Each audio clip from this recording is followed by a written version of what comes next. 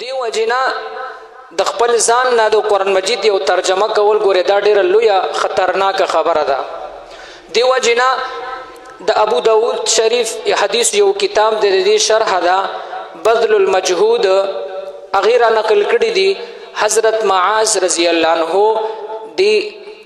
خپل ملګرو ته او مقتدیانو ته یو نصیحت کول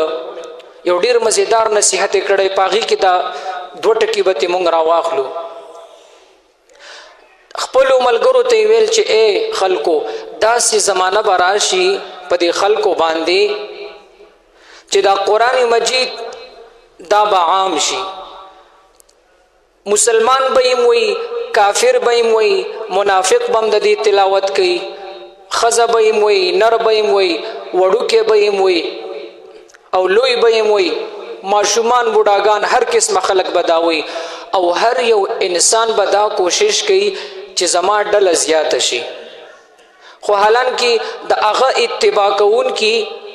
او د هغه ډله به نه زیاتېږي، نو دغه مشر به سوچو کې دا څوک چې قرآن بیانوي چې زما دا خلک او دا ډله او دا جماعت ولې نه سیوا کېږي، نو هغه ته به دغه وسوسه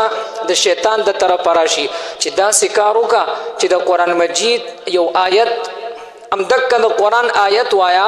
خو ترجمه دا د خپل ځان نه یو عجیبه ترجمه د خپل ځان او د سوچ نه ورپسې وتړه، خپله ترجمه وله وکړه، نو ته ګوره چې ستا تابعدار او ستا د جماعت زیاتیږي او که نه، نو داسې خلک به راشي. نو بیا فرمایي چې ګورې د داسې خلکو نه ځان وساتئ.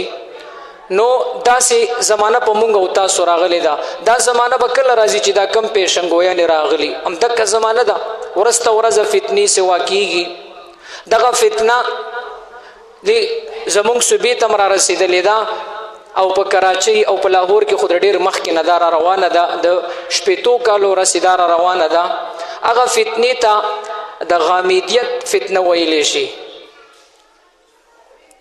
هغه فتنه دومره لویه فتنه ده چې هغې داسې علما تیار کړل، داسې خلک برابر کړل چې وایي همدقه قرآن مجید آیاتونه همدقه وي، خو ترجمه او تفسیر داسې تفسیر کوي چې نه هغه په احادیثو کې وي، نه هغه د صحابو په اقوالو کې وي، نه د هغه ائمه اربعو په اقوالو کې وي، نه د تابعینو په زمانه کې اکه تفسیر د قرآن موندلی کېږي. ناشنا ناشنا علما مفتیان راووتل او داسې ډلې جوړې شولې. نو یو خبره ده تفسیر بالرای نه به ګوره ډېر زیان خیال ساتئ. ګورې حدیث مې درته ویلې څوک چې د قرآن مجید ترجمه د خپل ځان نه وکړي نو دا په جهنم کې ځان له ګوره ټکانه جوړي. نو تاسو به ډېر خیال کوئ موږ پښتانه په عربی زبان باندې پوهېږو نه، نو د ځان نه ترجمې دې کې به ډېر زیات احتیاط کوئ.